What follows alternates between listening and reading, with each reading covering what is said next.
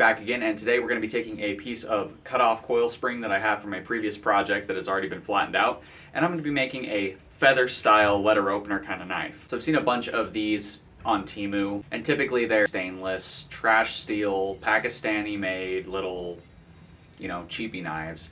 And my wife's been wanting me to make her a real one that's, smaller, more ornate, and something that's actually made out of decent steel. So me being a bladesmith, I'm like, yeah, I can make you one. I'm just gonna take this piece of cut off that I have of some coil spring. We're gonna go ahead and make the wife a little feather letter opener. Considering this has already been flattened out, this should be a pretty easy project. If you guys want to do this for yourself, go ahead and follow the steps, make your own design. Go ahead and feel free to copy me and, make one based off of this design. I know coil spring's probably a bit overkill for a letter opener, but it being made out of coil spring, it'll hold its edge a lot longer. So without further ado, let's go ahead and pop this in the fire and get started. So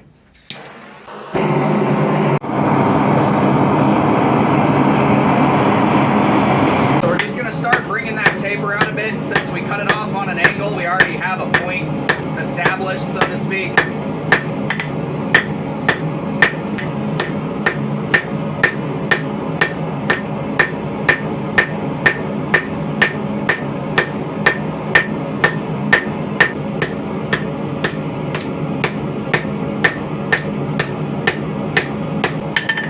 Starting off with just a nice triangular shape here before we form that feather.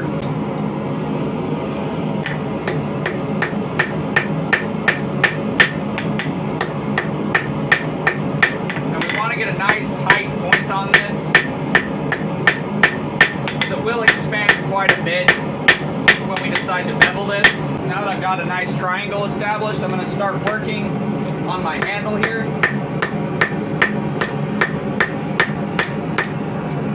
First heat's just kind of going to be flatten it out a little bit, get it more symmetrical.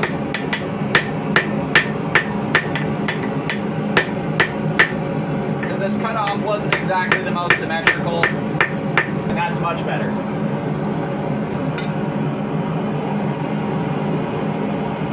So now I can start to shape it a little bit.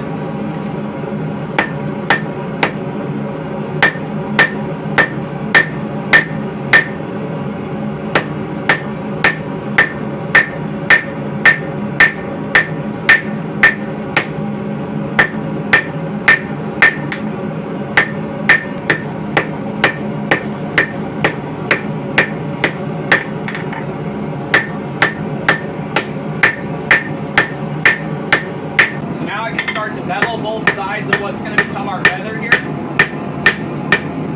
We're almost going to do this like a dagger. So we're going to run a bevel all the way up one side, and then we're going to run a bevel up the other side.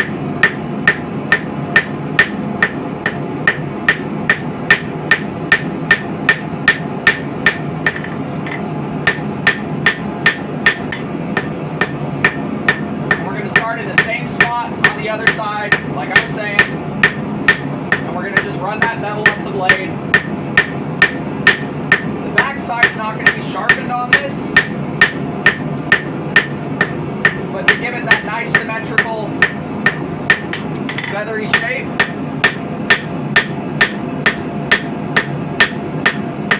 we're going to come back with a nice light rounding hammer and just tune things up a little bit more. Tune up both sides the same way. Hit the spine side just a little more.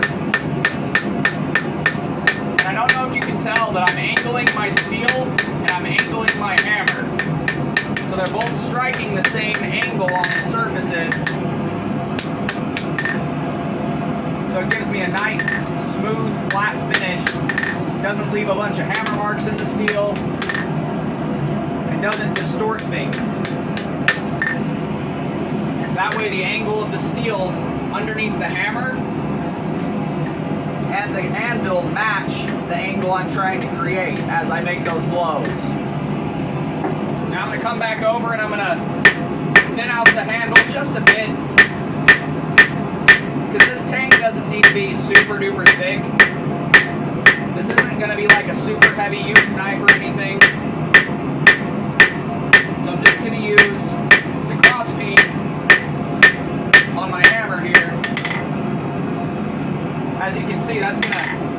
leave a lot of deep depressions. So the first heat, we use the cross beam to kind of stretch it out a little bit, get it a little longer, a little thinner.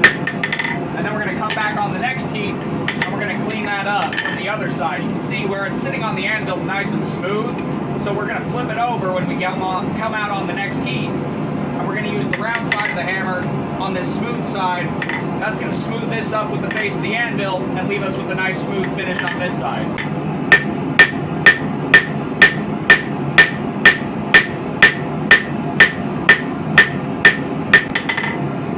And now you can see we've got a nice clean, smooth finish on both sides. That's going to make it a lot easier to fit the handle scales up, and it's a lot thinner. It's also a little broader in that handle. Kind of stretched it long ways first, then widened it out just a little bit so it's going to be more comfortable to hold when she's using it at work for her letter opener. Now I'm just going to punch those holes in the handle where our tang's going to fit up to our handle. First we're just going to kind of mark where we want things on the first heat, and then we'll come back on a couple heats and punch those through.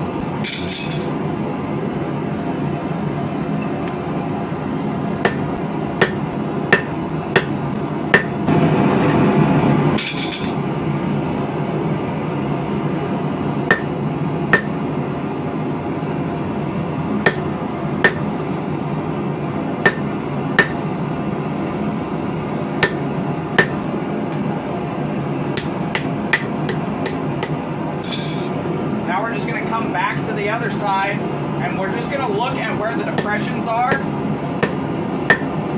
from where we punched through on the other side, and push the steel back in on itself.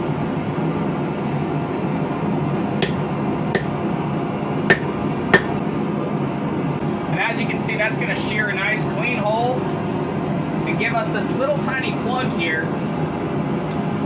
And that's actually the material we've removed.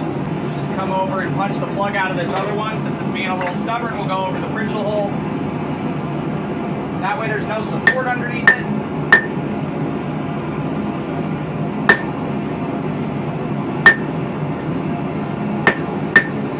And if your punch gets stuck, one trick that I'll use is I'll take a little pin punch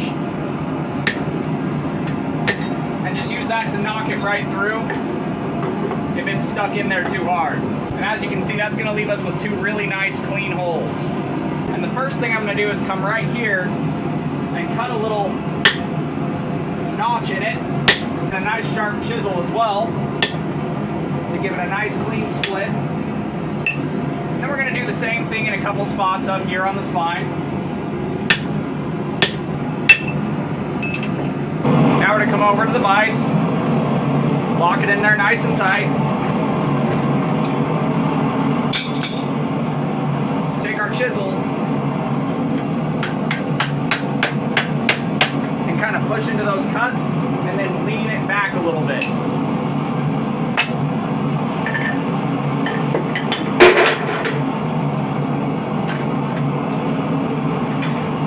Probably going to need to straighten it back out after you do this.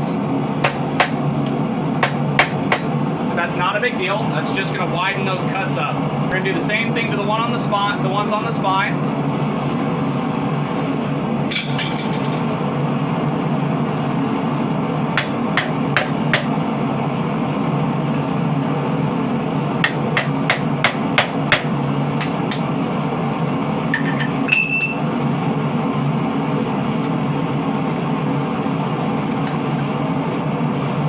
Just like before, go ahead and bring them back down flat. Now you can do this next step with chisels or whatever you want, but I like to use a little rock pounding hammer. And we're going to give it that texture.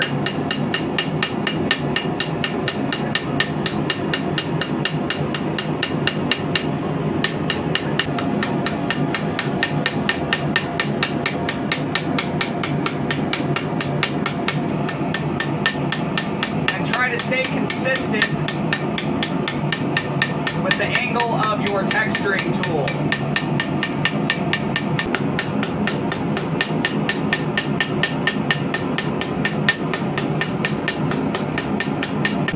And one thing is, if you're on your anvil feel when you're doing this and you texture one side, it can kind of screw the texture up on the other side because the handle will want to flatten it out a little bit. If that's happening a lot to you, get you a log or a piece of wood and use that as your base. That'll kind of let you texture things without messing up the texture on the opposite side. Then when you're ready, come back with a rawhide, leather, mallet, something that's not metal, and just give it a few light taps to get everything nice and back in line, because doing the texturing process and everything will kind of knock some stuff offline a little bit. And you don't have to hit it hard. Just some light taps will do if it's hot enough. And now you can go ahead and quench. So it's now a little while later, and I've done the grinding and the tempering on this, and we've got our nice little leaf letter opener blade. As you can see, I've ground the micro bevel on there, and we've cleaned it up just enough to reveal the pattern. Haven't really done much more to it aside from the cleanup for the pattern, because I want to leave that pattern in there. And that gives us that nice leaf feathery kind of aesthetic. It looks kind of more like a leaf than a feather. I was going more for a feather, but I mean, that could pass for a feather. And my wife isn't too picky. I know she'll be happy with it. Since this isn't going to be a super heavy duty knife, it's just going to be a good, around the office knife. I want it to look really pretty. So we're actually going to use some cork for the handle, something I've never done before. We're going to make the handle out of cork, and we're going to resin bond the exterior portion of the cork once it's all put together. So that way it's solid and it's strong and it's waterproofed, but it's a nice lightweight handle on a nice lightweight little letter opener knife. So I'll get back to you guys once I get it all finished up, and I'll show you the finished product. So there's the cork with its glaze, let's say, on there. I put a coat of resin on the outermost layer of this handle, and it's currently hardening up, and that's going to hold the cork together, kind of rubberize the exterior of the cork, because cork is super absorbent when it comes to this stuff. This resin just kind of soaks right in to all the little gaps in the cork and all the little pores in the cork, and it's going to harden up nicely and give us a nice rubberized seal, let's say, that's going to hold this cork together for a long time. So once this hardens up and I can get my hands on it without messing it up, I'll show you guys how it looks a little closer. So here we are with the finished knife. We've got a nice shine on the whole blade. As you can see, we've got that nice sharp edge bevel and the really nice little feather style, leaf style blade going on here. This has a little guard almost that acts as a choil for sharpening to make it easier to sharpen. And then we've got a really pretty handle going on here made out of cork. And this handle is made entirely out of cork. So it does kind of almost look like burl wood, but it is cork. It is soft cork. All I've done is stabilize it with some resin to make sure it stays together and make it hard enough and strong enough to withstand all kinds of stuff. The resin's going to somewhat waterproof it, so it's almost rubbery to the touch, and it will work as a great little letter opener for my wife. But I think it turned out pretty good for being some shop scraps. This is why I don't throw away my scraps when I'm forging, because little projects like this can come out of some of those shop scraps. This was just a cut-off piece from a sword that I was making a long time ago. When I chopped off the extra piece, I just threw it in the scrap bin, and it's been sitting in there for quite a while, and now it's a nice little feather-style knife. Everything glued up well. The tang is nice and tapered. It's a nice thin little blade that she can use every day at work for a letter opener or whatever she needs. Get you guys a little bit of a close-up shot.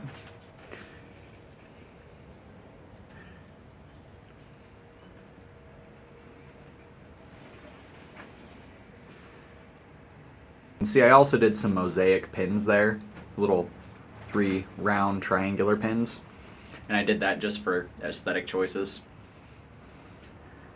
But in the hand, it's nice and comfortable. You got the sweep here that you can put your thumb on for opening letters, easy, and it can be held full hand, it can be held like that, It will be a nice little letter opener for her for years to come. But that does it for today's video. If you guys like what you see, do me a favor, do that thing right there. And until next time, God bless, stay sharp out there. If you're looking for a custom hand-forged knife, sword, polearm, whatever, check out the Etsy store. Link will be at the end of the video. And I'll see you guys in the next one.